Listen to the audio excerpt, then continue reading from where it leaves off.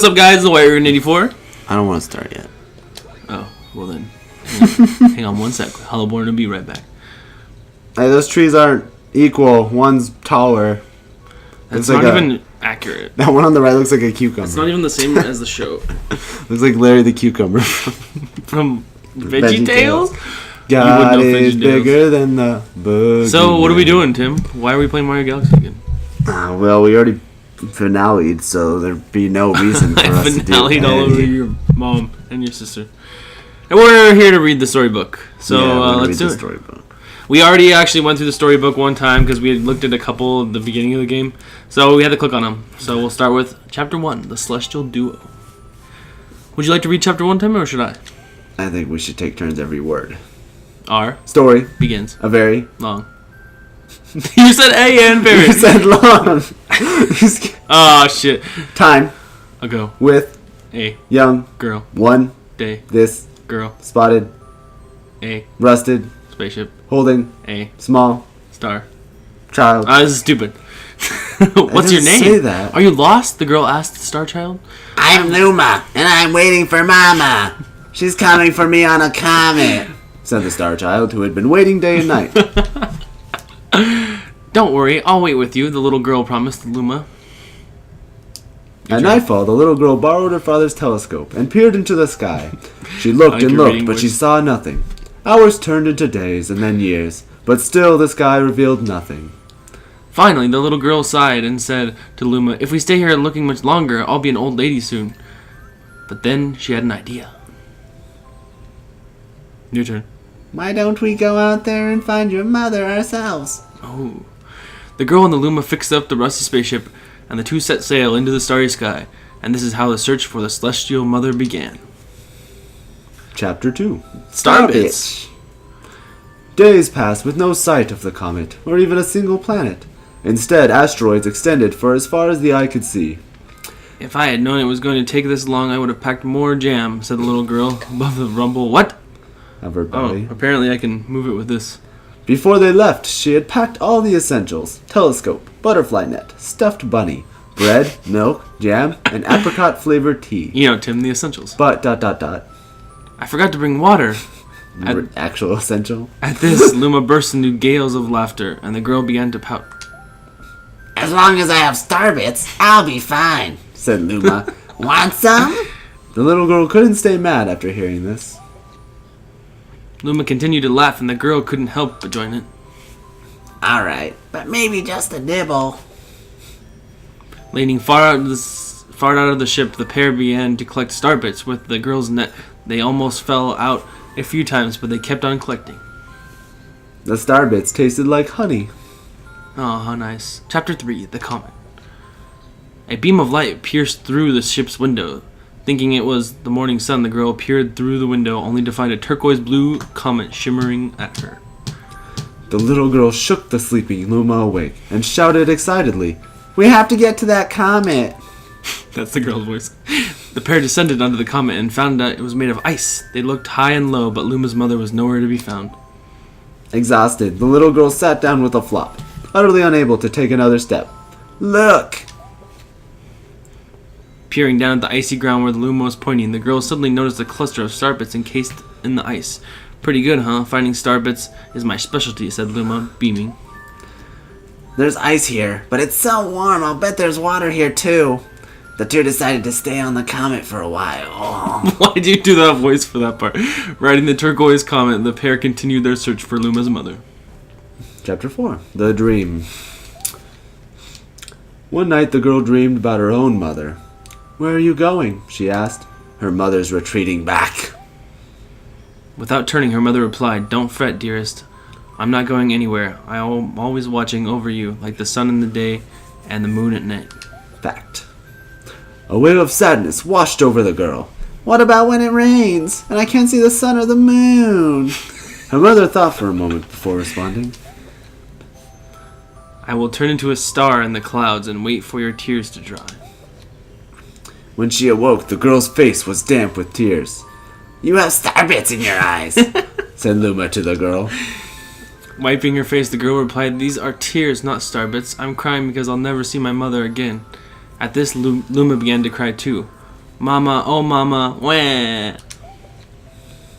The pair traveled through the starry skies, and though they encountered many other comets, not one of them held Luma's mother.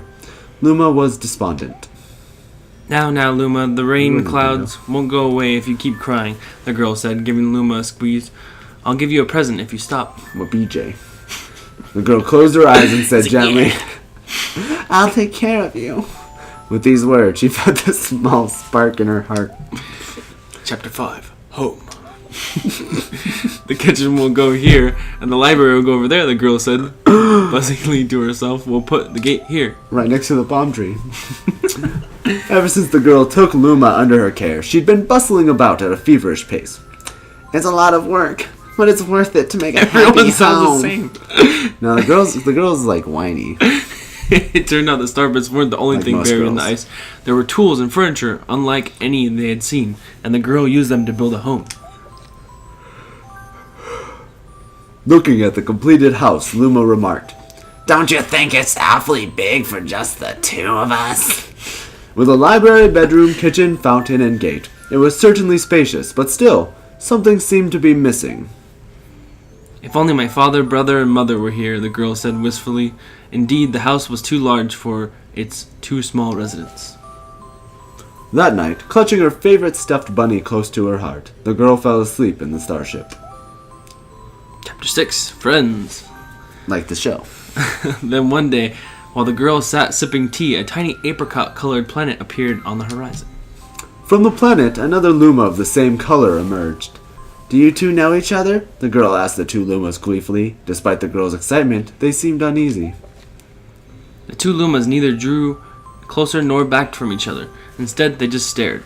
Then one Luma broke the silence. At once, the apricot Luma parroted back. My mama, my mama. Is that My mama! The two Lumas began to dance around the girl frantically, and neither showed any sign of stopping. The girl was so charmed by this adorable scene that she couldn't help but laugh. And that's when something very strange happened. Suddenly, more Lumas began to pop out from the apricot planet. They were all different colors. They had all shouted the same thing. My mama, my mama. The sight of all the shouting Luma only made the girl laugh harder. What am I going to do with all these children? The Luma just stared blankly as she doubled over laughing. I guess we'll have to name each and every one of you. Tomorrow, once she had finished naming them all, she would begin moving all the Lumas into the new house. Chapter 7, The Telescope. After seeing the 100th comet, a sudden thought popped into the girl's head. I wonder if my home planet is still as blue as it was. That's when she remembered her father's telescope. Peeking into the telescope, a tiny blue dot floated into sight. It was smaller than a starbit. How strange, it's so far away, but it feels so close. She twisted the knob of the telescope, and the blue dot grew until she could make out a grassy hill dotted with flowers. It seemed very familiar to her. Zooming in even closer, a terrace on the hill came into view. I used to go stargazing when I lived on my home planet. She remembered rubbing the sleep out of her eyes as she followed her father up that hill to look at the stars. She remembered how she and her brother would sled down that hill. She remembered having picnics with her mother on that hill on bright and windy days. And I want to go home. I want to go home right now. The girl burst into tears and the Lumas didn't know what to do. PMSing, I think. I wanted to go home. I wanted to go back to the house by the hill. I wanted to see my mother. The girl was shouting now, her face wet with tears. But I know she's not there. I knew all along that she wasn't out there in the sky.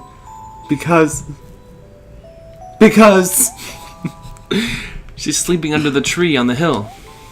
The girl's cries echoed through the stars, and a hush fell over the area. Chapter 8, The Wish. Though usually quite cheery, one day the girl became sad again. Luma drew near and tried to comfort her. Mama, you still have me. And don't be sad about your mama, because she's a part of you. And that means she's always close by. It's like me. I love Starbits because they remind me of my mama. Why does his voice change every... Yeah, because I didn't know who was talking. No! The girl said, unable to stop the tears. Oh, that's a lonely look flickered across Luma's face, but it's soon replaced by a wide grin. I have an idea! It's pretty wide. I will transform into a comet. A soaring comet that can carry you all on this journey. With that, Luma, trailing bands of white, soared high in the sky, and just as quickly started to plummet back down. He fucked everything up. Kabam! Kabloo! The ground shook, and a bright light poured out of the crater that the Luma had created. The bands of light twisted together to form a comet tail. And then Luma emerged, reborn as a comet. Ooh. The girl could scarcely believe her eyes. But how? She kept asking. Our destiny as Lumas is to transform into different things, said a rad Luma who had suddenly appeared. Stars, comets, planets. We can become all of these things. What the fuck? When I grow up, I want to become a star that makes someone special smile, said the green Luma. A retard. A blue Luma chimed in. That Luma turned into a real cutie of a comet, didn't he? All the Lumas together said, "No more crying, Mama." Thank you, said the girl in a whisper. And she pulled the Lumas close and hugged them. From that day on, star bits no longer fell from the girl's eyes. The comet set forth for the girl's home planet, its long tail blazing proudly behind it. Final chapter, family. With its many Lumas and telescopes, the comet was quite a sight to behold. The girl and the Lumas were proud to call it home. What's that one Luma doing? It looks like he's jizzing. He's like, I don't know. Weird. That's a lot of. Oh weird. shit! I At a welcoming party, everyone saw blah blah. All right, everyone, let's make a cake sprinkled with star bits. Then it will be a star cake. Can you go back? Oh yeah, I think I can. At a welcoming party for a new Luma, the girl gathered everyone in the kitchen and said in a louder voice than usual. All right, everybody, let's make a cake sprinkled with star bits. Then it will be a star cake. The Lumas excitedly began to gather the ingredients. As she watched the Lumas scurry about, the girl smiled and thought to herself, "This is my family now, and I will stay with them until they're ready to leave the nest. And when they do leave, I'll see them off with a smile." Because that's what makes a mother happiest. That night, when the girl lay down to sleep, a soft light enveloped her and reminded her of the blue planet she once called home. But it would be nice to return home once every 100 years to nap in my favorite sleeping nook. The comet carrying the Lumas and the girl continued on its journey to this very day. With more family members in tow than can be counted. It's said that the comet visits the girl's home planet once every 100 years. Its proud white tail glittering in the sky. I think your home planet is Mars, pretty sure. From the description. The end.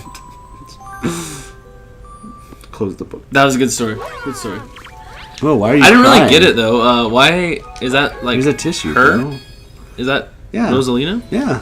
So, okay. Who else would it be? Well, that was fun. Yeah, we wanted to do that one little thing real quick. I just thought it'd be tie up some loose ends. Is there anything else? There was one kind of thing I wanted to show, just since we have some extra time.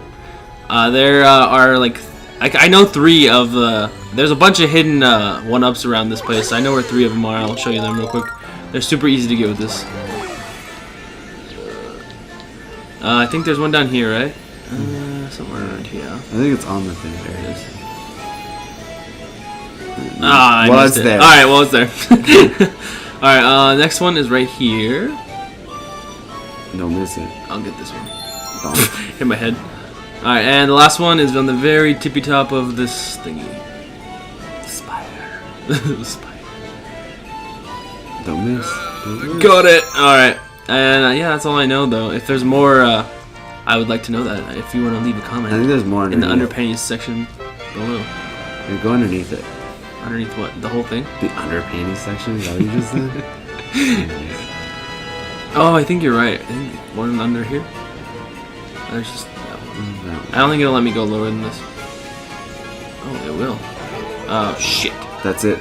No! No! What the fuck? Holy wow. crap! Ah! Alright. Is there anything else we want to do? No, I think that's it. Alright guys, so yeah, this is it. This is the last Mario Galaxy video. It was awesome doing them. I had an awesome time. It was fun co-commentating with Tim. It was okay. Oh, there's one in here too. Yeah, so thanks for watching guys, and stay tuned for our next Let's Play. It'll probably be in a year or so. No, let's just give him a hint. Pikachu's in it. No, he's not. Yeah, he is. He's not. Not the Pikachu, but a Pikachu. It's going to be a snap. What a hint, Tim. Oh, one other thing I wanted to say. You do, once you get 120 stars and you beat the final boss, you do unlock the Luigi, whatever, galaxy part. So yeah, because there's an option. All you have to do is click your file, and then it has an option to switch to Luigi or Mario, and you'll start a brand new game if you pick Luigi. One other thing I just remembered.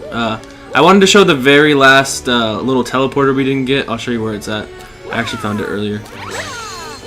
We had mentioned it a couple times, I think, but we never ended up getting it. It's on the corner of one of these. I think it's right here. Yeah, there it is. Yeah! There we go. Alright, with that, guys, we'll sign out. This has been the Warrior 84. Well, and then there's a secret in that tree right there. But they'll have to find out about that themselves. This has been Hallowborn. And we'll see you next time. Bye!